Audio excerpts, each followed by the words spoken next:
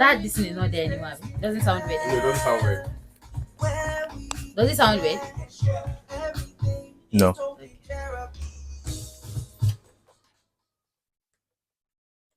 We are finally back again this beautiful Tuesday morning. Does that sound Tuesday. good? I'm not sure. Even with myself, I'm sounding somehow. Oh, Is I it think is it's the it a headphones, good it's the somehow or headphones. Is is it good somehow or a better somehow? No. Not a good somehow. Yeah. is that a It's the good? headphone. How about Is now? it better now? Hello. Okay. I It think better. it's better. We're back on the very first episode of Talking Therapy right here on Blast Urban 98.3 or Generational Radio. Dr. Michael is in the house this morning. Good morning to you, Dr. Michael. Hi. Good morning. Good morning. Happy New Year. Same Happy to you. New Year to you. Because this is the first edition of the year 2026. Yeah. Right. How are we feeling Awesome. about the year? Great. Great. Yeah. It's going good already. Yeah. All right, that makes so much sense. We're talking this morning. Daniel was talking about how he traveled Yeah. and how he came to a realization. You know, when something hits you and you're like, okay, maybe this is why. Is that why? And I like it when we get to a point where we realize some certain things about each other. Yeah. Where like, is this why I act the way I act? Is this why I talk the way I do? Is this why I do all the things that I do? So he had some sort of realization like that. But it's your story, so I'll let you tell it. So the last week of the year, I had the opportunity of traveling to Abia State for my friend's wedding.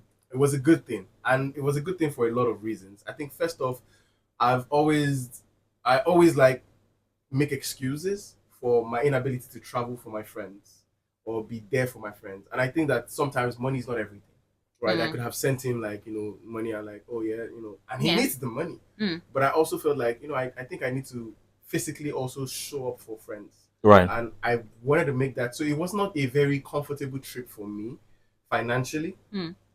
Because it costs more, Yeah. Right. to travel and do all of those things. You also like put your life on the line because I had to go by road, Right. and all of that. So it cost me more, but I was excited that I was able to do that to inconvenience myself for my friends. Yeah. For my friends. So it was a good experience for me. I feel like I was fulfilling something I always wanted to do, and the barrier this time was even if I had to borrow, I didn't mind.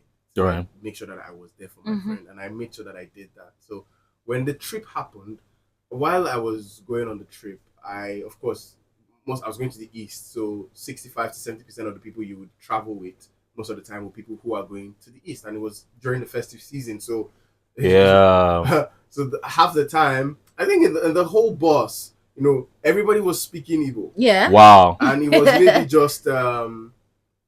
maybe just two persons in the bus. I they can tell. They can tell that you're not from there. Yeah. They just one look at you, you don't belong.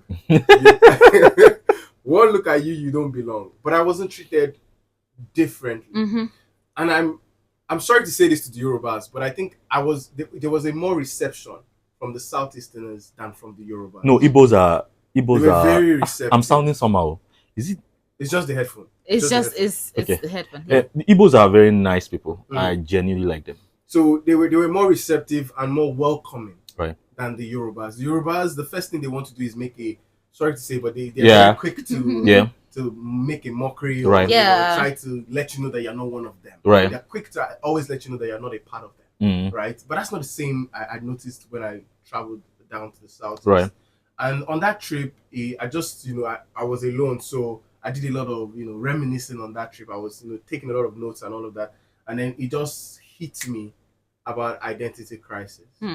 And my mind went back to my earliest memory of somebody making mockery of my surname, and it was a Yoruba person. Right. Because my surname Adaja in Yoruba means fight alone.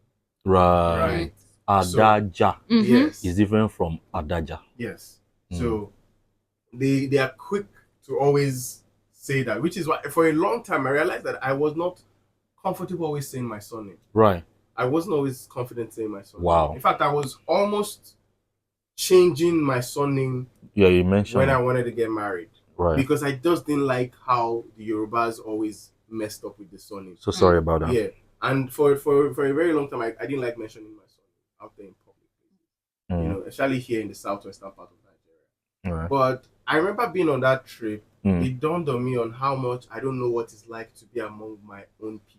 Yeah, it's an incredible feeling. My parents moved to Lagos in their very young age, when they were still very young and getting it, when they were hustling and bustling. So they they've been in Lagos for the longest. I think my parents, I'm 30 now, so my parents have probably been in Lagos for about 40 years. Whoa. So that's a pretty much of their when they were very young to to when they got married and all of that. So yeah, I know that I realized I don't know what it's like to be among people of like minds culturally, Sharing genetic makeup. Because I've had friends who have traveled to culture to my state, Kogi State, and they're like, "You are nothing like your people." But one of my first friends who went to school in Kogi State, he just called me one day out of the blues and says, "I know you are from Kogi State, and I used that mindset to run when I came to Kogi State, but you are nothing like your people." Wow. And he said that's how he said it. It was like, "You're nothing like your people. Like you're very different. You're very English." Wow. He says that to me. He says that to me. You're very English. You're nothing like your people. You don't. And what he meant is, I don't think you have a cultural understanding of who your people are. Right. And I do not. Right. I do not. Right. And I saw that when I was on that trip, I realized that how much I don't know what it's like to be among my own people. Right. Who speak similar languages, who would see you and think of you as brother first before they think of you as a passenger, who would want to just care for you, just make conversations with you just because, and speak the language to you, and it might differ in tone here and there, but they were still carrying themselves. And I wrote on my Substack, I said that the lack of knowing who you are might make you not become who you're supposed to be. Very true. The lack of not knowing who you are might make you not become who you're supposed to be. Super true, 100%. And I realized that maybe that is the missing link for me, because I've always lived among strangers. What do you think Black Americans speed DDG come? What do you think they keep coming to? Because they need to find their roots. Right. And you must trace back that root. So while I was also thinking of that, I also thought of the Eyo Festival. Right. I think at some point I was looking at the Eyo Festival and I saw that there were a lot more young people Right. who were promoting the culture. Yes. Yeah, there's an awakening. An awakening in the Eyo Festival. The younger generation were eager to wear the Eyo clothes. They were eager to associate themselves with the tribe that they are with. Adekunle Gold had to do a whole baptism of himself as even somebody, Ashake, that I am from here. I am first this person before any other person else. And I think it's widespread. And I'm happy that the government is also tapping into that in terms of tourism. Because there's an awakening all across Nigeria. Across Nigeria. Even for the which one is the one that Ojudi Oba? You see that even though it's more commercialized now, but you see that a lot more people travel. Even Ogbomoso did Credu, something that looks similar to Ojudi Oba. Like I was very happy. The one they're doing also so even in the East, you see how they talk about they go back even masquerades. And it's even more young OBO people that are wearing like the costume for the masquerades. And there's like a lot of young people that wear, and a lot of young people. And I saw a video where somebody posted about her sister after she had gone to church for baptism, and the moment she left church, then they went to the masquerade and she was dancing, and it was like, wow, I love somebody that can dualize and do everything like that. But there's also the part of there's also the part of when you stayed away from your people for so long and when you come back, it's so hard. And I think that if we talk about it in terms of Black Americans, African Americans, it's so hard to like relate, because it's not like you now become the stranger. Because it's like they're your people. For so a to while. an extent, you are appreciative of the fact that you see people that look like you, Yeah. that speak the way you imagine like your ancestors or forefathers speak or whatever, or even your parents. Because some people have parents that still have the accent and that still behave that same way. That's why we have some shared experiences. You know, they can tell you that African mothers, this, but they don't. They are not African. They are not really African in their own. True. It's a different way. I would talk about my own experiences than somebody that was raised by an African mother and lived abroad their whole life. So there's the parts where they also come back, Cultural even shock. with the whole Cultural shock, everybody that was coming back, and everybody that was coming back to Nigeria saying that, oh, you know what, I found out I was 0% Nigeria, I was 0.3. There's also the fact that you get here, you still feel like Yeah. When you stay away for so long, Daniel felt when by we the went time to you come Kogi, back, and they said it's more English than. It's by the time you come back, it feels different now, because it feels like I am supposed to be part of this people, but I don't really feel like I'm a part of them. It's it's for a while. It's a transcend thing. If you are now determined, and it's also dependent on the degree of hunger for self-discovery. If the hunger is very strong, you will be determined that no, I have to find the link. I will stay longer. Yeah. No matter how I feel now, I feel like a stranger now, but I'm going to stay longer. I'm going to find out more about these people because the feeling is mental health. It's even though you can't touch it, it's like it's still tangible to you, that there's an incredible feeling that comes from you seeing your kinsmen, or is there anything like kinswomen? Kinsmen generally, but we want to be more inclusive. Because say kinswomen, I guess. I was watching the Wizkid's documentary that led to his Tottenham Stadium Hotspur performance, and Femi Kuti said something in that documentary, which also like were foiling like how my brain was moving at the time. Was when he said that one of the things post-colonialism took from us, it took away the ability for us to be able to think and dream in our language. Well, you see, my own issue with colonialism is an enemy from outside cannot come in without an enemy from within. From within. The moment you know that there's an enemy from within and you are that enemy, you will stop. There will be that kind of, you will stop blaming the enemy from outside again. Or there's this kind of, when they say, oh, you are the cause of the problem. Before knowing, you've been blaming people. The moment in the answer, you are the one, and you now realize that you are the one, you will now become silent. So even though there's colonialism and there's no denial about what happened, are we also taking responsibility? Because the enemy from outside cannot come in without an enemy, and it's all plain there in history. Can we take responsibility? Can we stop the people that came that are long dead? You are still alive, and you are. I'm not blaming Shonkiti for what he's saying, or I'm not saying what he's saying is right or wrong, but I'm just saying these people are long dead. Now is your time. Yes. Are you going to spend the whole period of your life blaming people who are already long dead? What are you doing about that? What are you doing about that? Yeah, and I think that's very important, which is, it's a very huge conversation that we need to consistently have with our people, because it's very important that, and that's why, you look at what tribe, or what are the tribes that, even wherever they go, they carry their language with them. I realize that the Southeasterners and the Hausas, they ensure that they carry that language with them outside of the country. You see, there are kids who have lived all their lives in the US. And they can speak Hausa, they can speak Igbo. That is because they are conscious of, okay, whatever colonialism has, it doesn't have it on us anymore. I want you to still carry a part of this with you. To ensure that I have that with my people.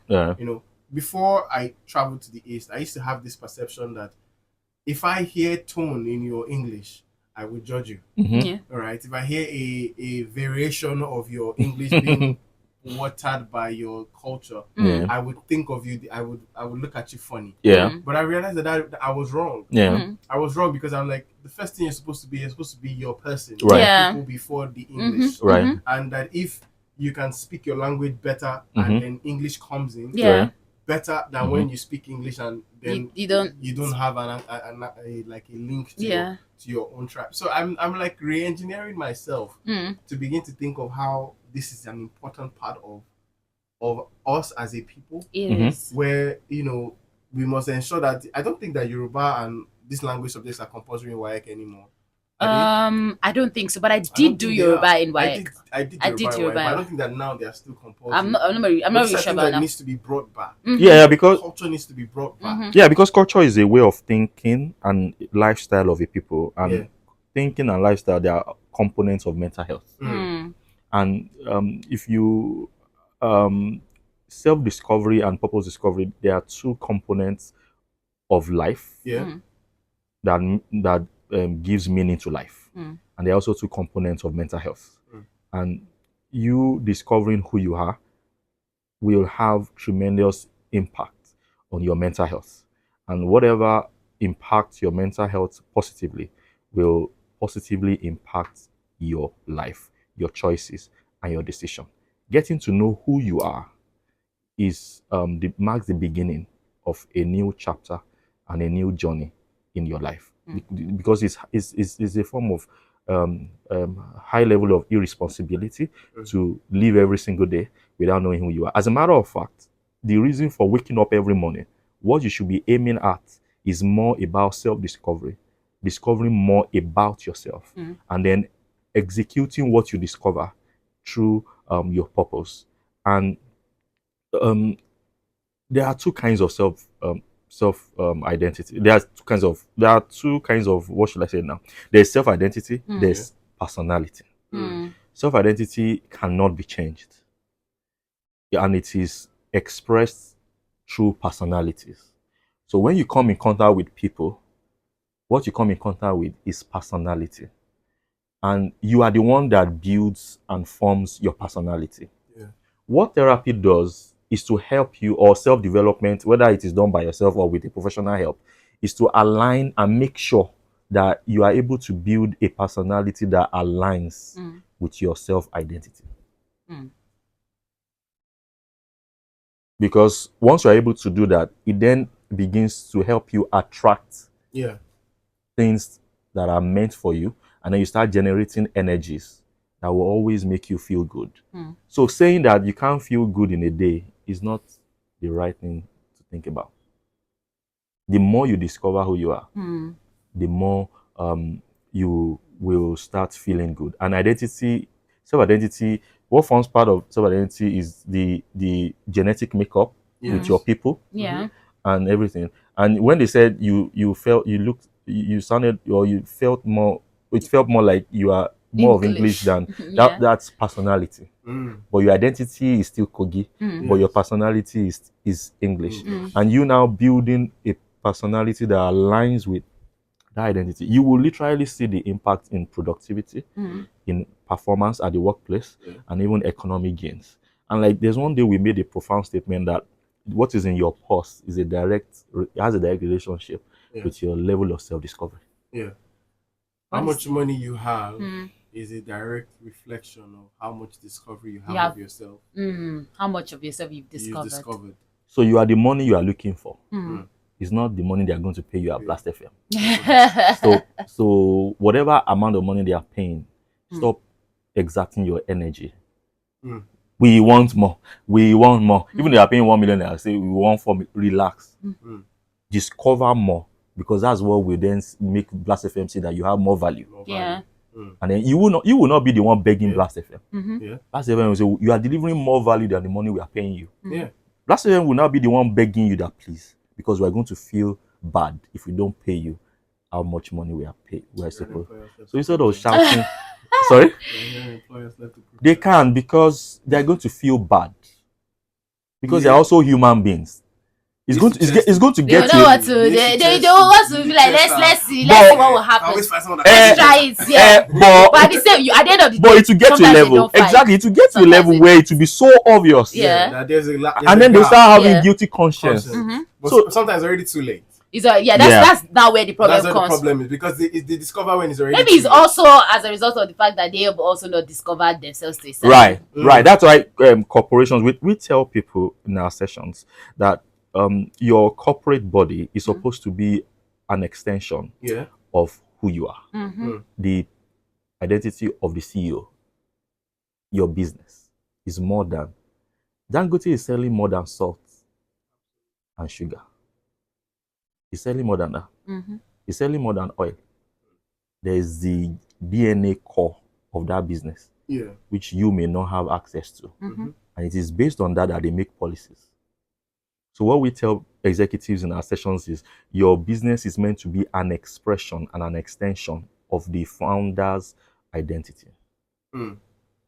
And even if you pass on your business to another person, you sell it to another person, they must make sure that the DNA of that business, which is the DNA of the founder, is aligned. That's why we tell our clients to the content consulting that a founder is different from a CEO. So you don't have to be founder and the CEO. Founder and CEO. Be contented with being the founder because you are the one who controls the core of that business. That's a very interesting thing, because we live in a culture where there's a lot of micromanagement from executives, right? Where they want to like micromanage everything. There's red tapes everywhere, here and there, bottlenecks. And I want to link that back to like how, knowing who you are plays an integral role in all of this. So for somebody who is stepping into 2026 and they have not identified who they are, they know that there is something missing, but they don't even know where to start. Are there like practical steps that they can take that within a month or a couple of days they can begin to align themselves with who they need to be and who they are? Okay, so I started. I recorded. I'm going to upload it. So I just post once in a month. That's the plan. And it's going to be 12 steps to purpose and mental health. So the idea is that it will be a long video for two categories of people: people who can afford my sessions. My sessions are very expensive. Absolutely, I know. And number two, people who want to have a feel of what we say there. So so it's going to be 12 steps to purpose discovery once every month. So there's no way you will discuss purpose discovery and you will not discuss self-discovery, because purpose and self-discovery, they are like 5 and 6. So to know who you are, you have to first of all start asking questions, because your outfit. I did renaming session for 2 clients. Renaming. Yeah, adults. And they are adults. They had to change their names. And even one that is don't let me say. So so I think we were talking about names this morning. Yeah. And we're the talking about importance names of the importance of names. Having names are powerful. That makes sense. He was talking about his powerful name. He said, Amotu, the ones that walk into a room and everybody is proud of. And I said that, do you think that's not manifesting in your life? Exactly. I like the word manifest. So you have to start asking questions, because your outfit needs to align with your identity. You can't just decide to wear anything. Yeah. And one of the ways you will know is, how does it make you feel when you wear it? Yeah. How does it make you feel? Your name. How does your name make you feel? You need to ask your parents, why did you name me Angel? Why did you name me Daniel? Yeah. Islamia, why did you name me Islamia? Peaceful baby. Talking about these clothes now. Yeah. It dawned on me why I don't like wearing natives. Right. Oh, because you can't identify with it. Right. That's been intentional. I don't wear it because it's quite I don't uncomfortable. feel welcomed by the people, so I don't wear it. Your outfit should tell us about who you are. Look at the batik I wear. It tells you that, okay, I have kind of interest in African stuff. In African things, yes. So there are people who are supposed to be, whose identities are like at the level of area. Some at the level of just the tribe. You cannot afford to go beyond the tribe. Yeah. There are some people whose identity go beyond the tribe to cut across other tribes. If your identity is just within like Yoruba tribe now, don't feel inferior that I cannot wear other things. I've told clients to change their diets. This is profound. Yeah. I've told clients to change their diets. If you're like one of them whose identities are just Yoruba alone, she has to change the music. She wanted to cry, but madam, I said, do you want a change in your life? Yeah. Or you just want to, because she has been a people pleaser all her life for 40 years. And she has major issues now. I said, madam, do you want to continue, or you want a drastic change? Because you cannot keep on doing the same thing and then expect a different result. So she had to change her music. She wanted to cry. She used to listen to all those American, and she has been listening to them because she wanted to feel among. Yeah. Then she changed her diet. That's why I started wearing natives. Then she used to do all these foreign all these human hair and that. And I said, madam, you need to change your hair. All the Yoruba cocoa. She wanted to cry. She now did it. She now did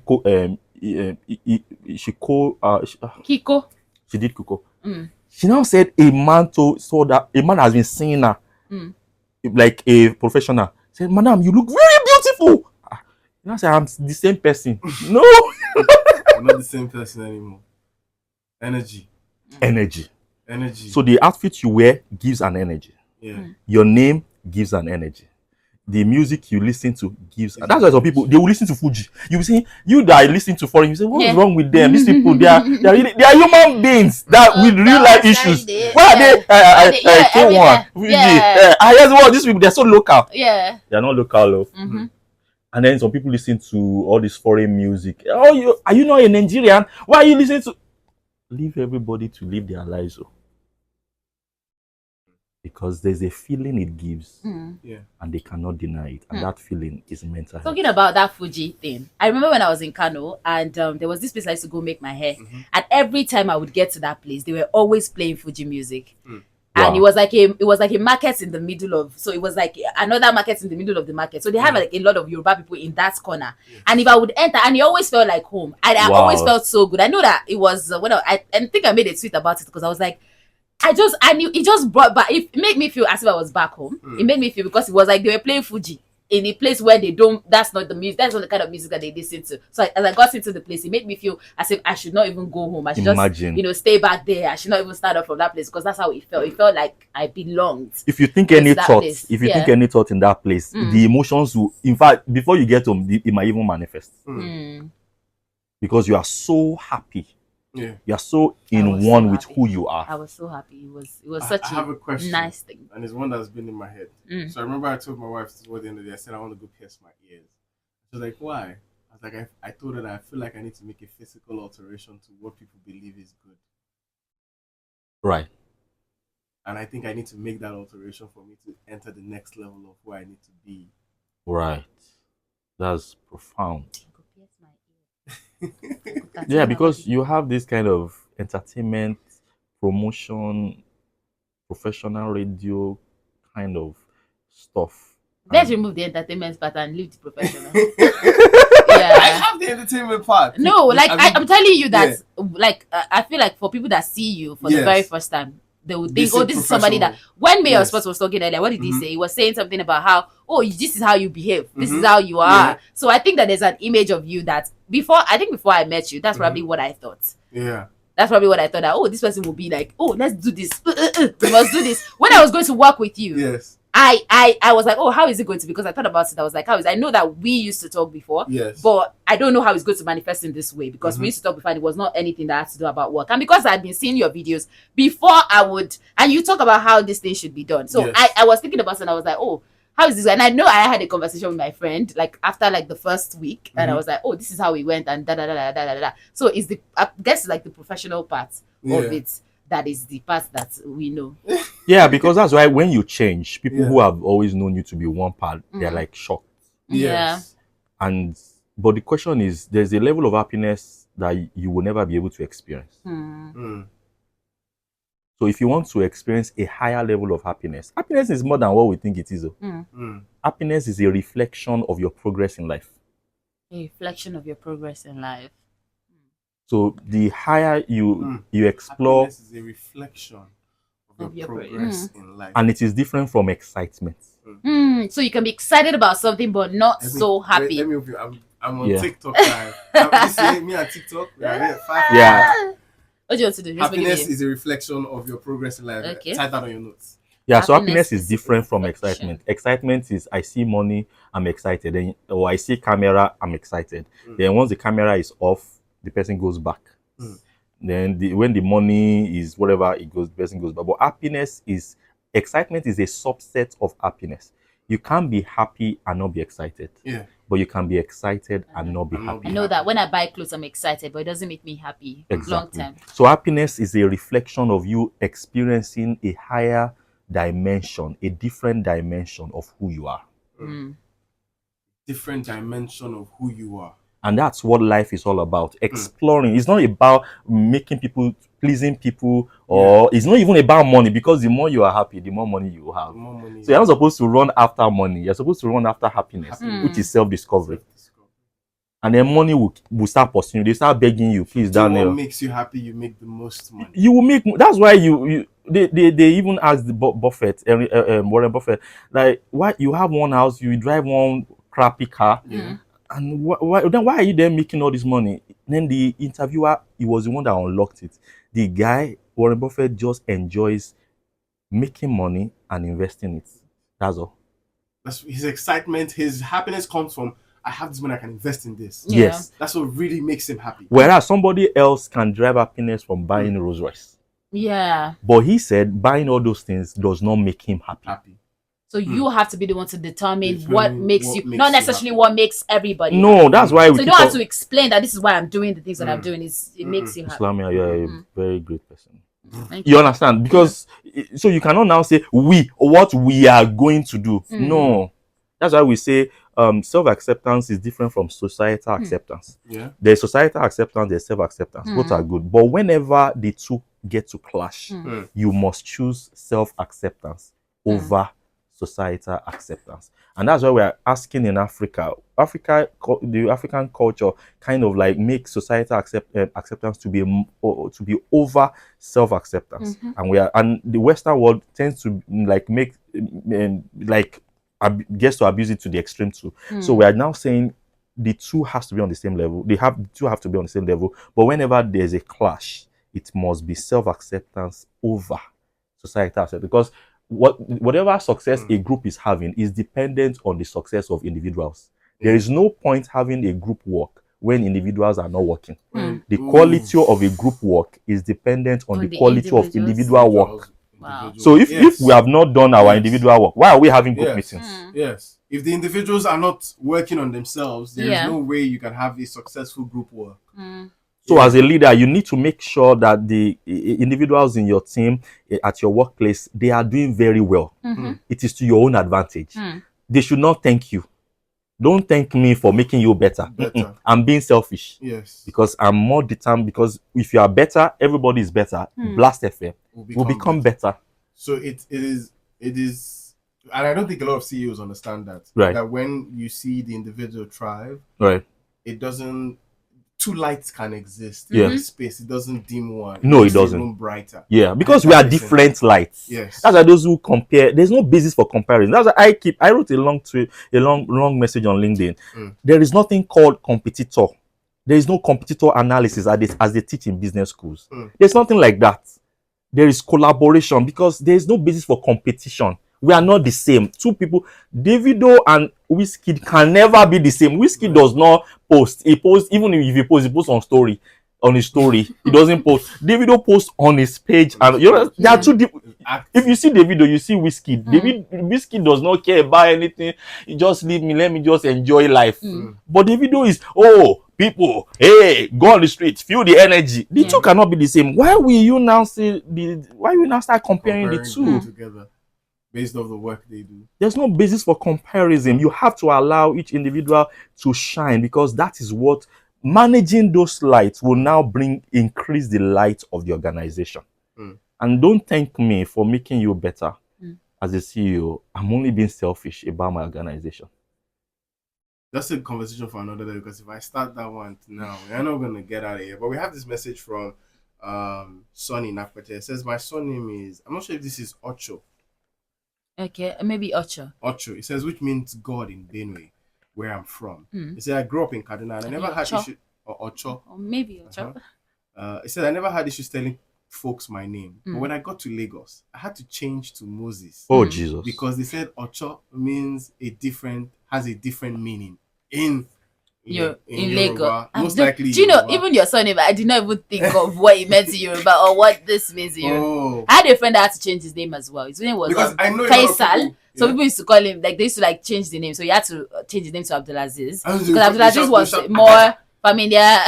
And then the next they're trying to say is fight alone. It always pisses me off. I didn't realize how much that made me angry. It's because they are not aware. They are not aware. They don't have. It is your duty to be able to educate them. Sometimes I look at them. I'm like, I can't be wasting my time explaining to you what my son is. So then you look at them as people who don't understand what is happening. It was the same way. I look at them. When I went to the north, because again I was telling Daniel that Islamia, they call as like the Arabic Islamia? School. Peace.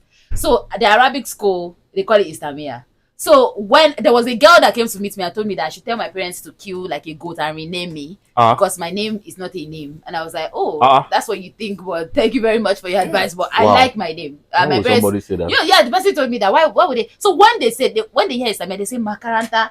Like that's the first thing that they will say because Makaranta is school. So Arabic school is Islamia. That's what they call it. Islamia. So when it's not a common name in the north. If you go to Ibadan now in any street and say Islamia, you can see like 500 people will come out. In the north, it's a very common name right here, like in Yoruba, especially in Ibadan and maybe Osun State. It's very, very common. But in the north, it's not a name that they give to their children. It's what they call the Islamic school. So every time I would say, my name is Islamia, somebody will make one dry joke and say, and I'll be like, Oh. Yeah, sure, whatever. My name is. I'm not going to change my name because of that reason. And I know how very frustrating it can be. That's why I don't like people calling me Isila or whatever. Because that's not my name. And could that be the reason why you're also like an intellectual, because you think a lot? No, I'll take it. I like the intellectual that you. So I'm gonna take that. I'll take that. I'll take that one. This is really interesting because when you really think about it, why you must be among your own people who would hear your name and immediately resonate with its meaning. Yeah. You know, while I was with my friend in the for his wedding in the East, there was one of the first things that we saw was, I've forgotten the name he called it, but it's like different age groups of men dressed in the Igbo attire, taking long walks on the road. Wow. Oh. It was I'll show you the video when we're done. Taking long walks on the road. And he started explaining to me how he has the face of his father. And that somebody might not know him, but they know his face. And they're like, are you this man's son? And then he said something that, one of his friends said this. It was like, the friend, this is friend that came for the wedding also, came with his girlfriend who is Yoruba. And that one has never been to Owerri before. Yeah. And that was like, it's already late, let's not do that. Like, I'm in my town. And so when they wanted to take a bike, he called his father's compound name. Yeah. The bike man greeted him, sir. So she looked, and it was like, she looked at him and like, must be nice to have like a village that you come from. You know? Yeah. It must be nice to have that. To know that you come like, from like this really place. And then they call you, but if they don't know you, call your father's name. If you are greeting someone and they don't answer you, or you want something from someone, they don't answer you when you mention it, call your father's name. Who is your father? And then when they hear that name, are you not the son of this? When you call your father's name, they will call, that person will now tell you who your great grandfather is. Are you not the grandson of the great grandson of the great grandson of this person? It's really interesting to see how, my mind got open to that idea, and I'm like, this is incredible. Even if you want to start a relationship with somebody, a serious relationship, you need to ask about the name. Because the name says a lot. Look at Islamia at peace. There's something peaceful about her. Yeah. Then there's also a school. Islamia, there's no doubt. There's an academic part of her. That do that thing. Where if you want to marry, so as a guy, or I think if you're a guy or a lady from that village, if you want to get married to someone, they'll tell you to give them the name of the person. Yeah, they'll go and do an investigation. Investigation about those people. They'll not bring it to you that, in this family, this is how they behave. They're still mad sometimes. Not necessarily mad. They're like, their wives have to kneel down to give them food. Their wives cannot say they're not interested in having sex with them. Their wives must give birth to a minimum of this number of children. Their wives must be willing to take the mother-in-law in when she's old. In fact, you know all these things, do you still want to marry? Your name tells us a lot about your purpose. The purpose discussion may not even start until we sort out who you are. Yeah. So your name tells us a lot about what you have to give. Yeah. My name is Joy. And I give joy. Give joy. So you have to be able to know what your name is. And it's a pointer to what your life assignment is. And I think it's also a charge to parents. Don't just give your child a name because it sounds very nice. And that's what everybody, we were talking about Smith.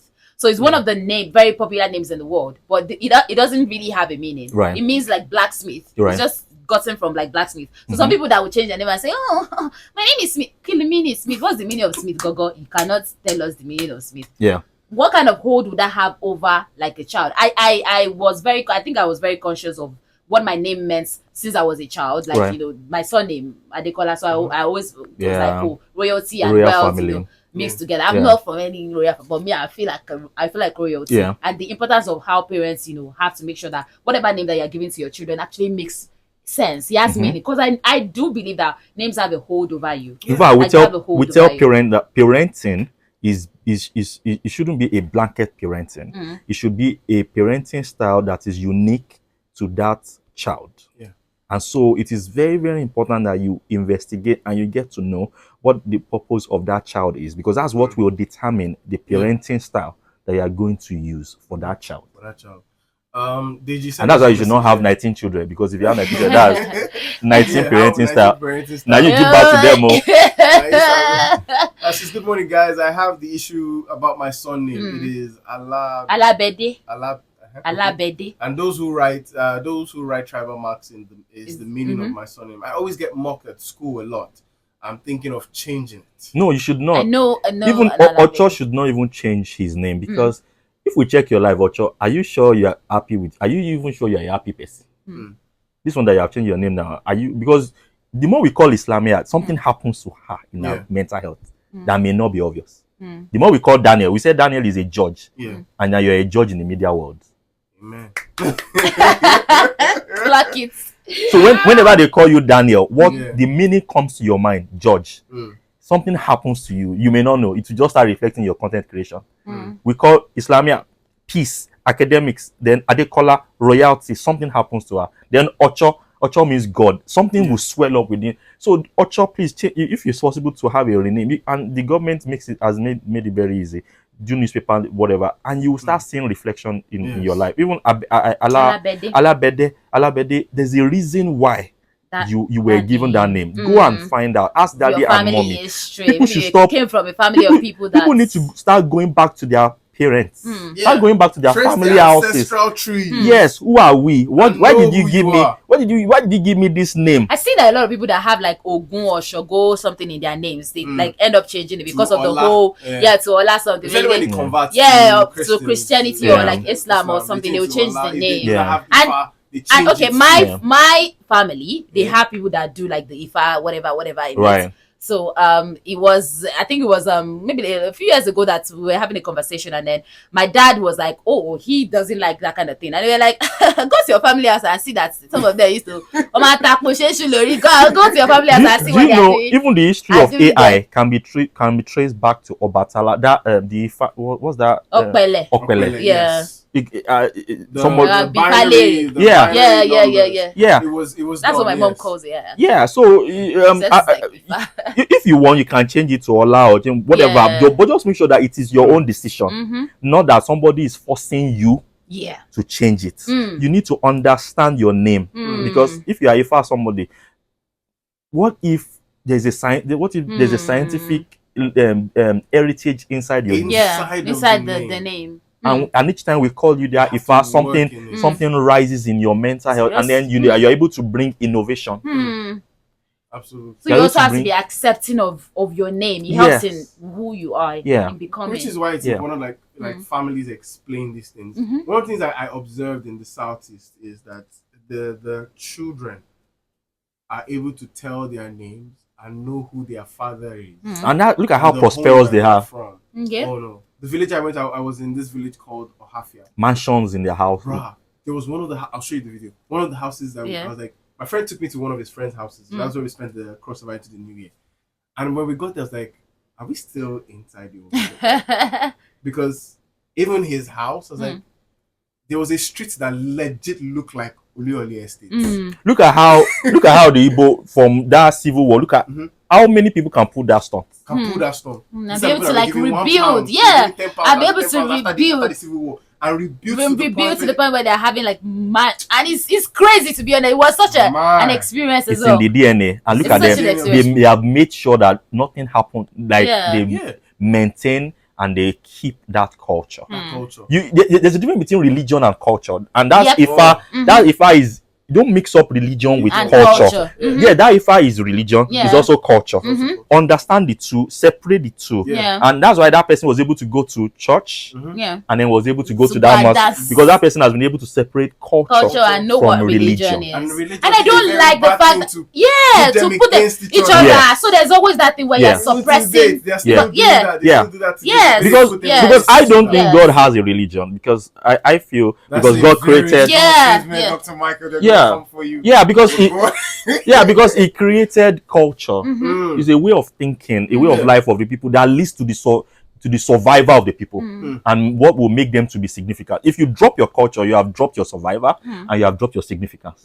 So Ocho says, my name is Sunday and all the firstborn males from my mom's family bear the name. My Moses surname is not officially changed. I'm still Ocho, and apparently we are pronouncing it wrong. Okay. But yeah, we can't pronounce it right.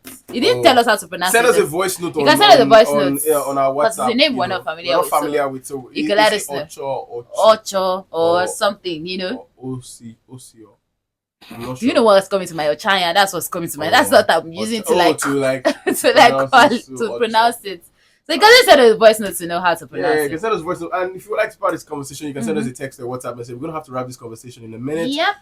Dr. Michael has been incredible. It's been such a beautiful and eye-opening conversation because I also believe that it's very important that you get to a point where and I think that's why some of our parents, they get identity, they get what do you call it now, this crisis when they are midlife crisis, when they are like way into their 40s, their 50s, and they start behaving in some certain way because they've been told how to behave, who they're supposed to become for the longest, and now that they are now devoid of maybe raising children or whatever, so they can face themselves, they can sit with themselves, and they're realizing that I don't even really know who I am. They're acting out because of it. So I think it's really, really beautiful that we're talking about this conversation and how important it is for you to go on a journey of self-discovery, to know that even if you are you're a twin or you were born with your siblings or whatever, your journees are going to be different. You're not going to be the same. Because what is happening to you, your current life challenge has a relationship with who you are.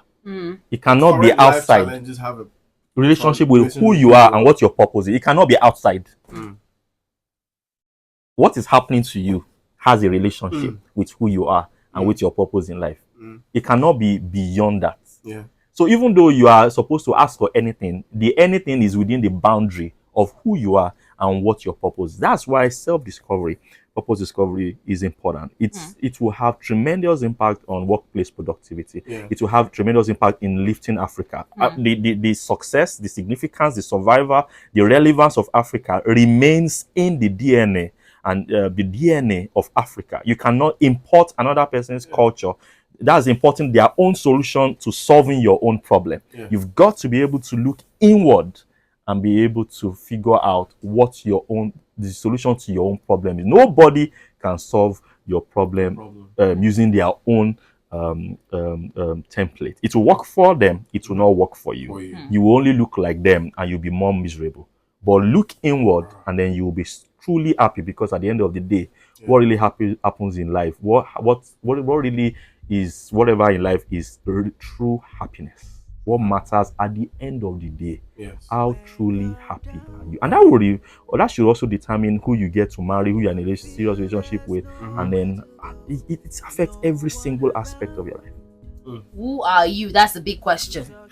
Dr. Michael, I think it's really interesting we started off with the conversation. I got lots of messages from the TikTok live, right? Interest in someone was talking about name is a unique identity. Even sometimes, not all times, name alone tells you who someone is and what they look like.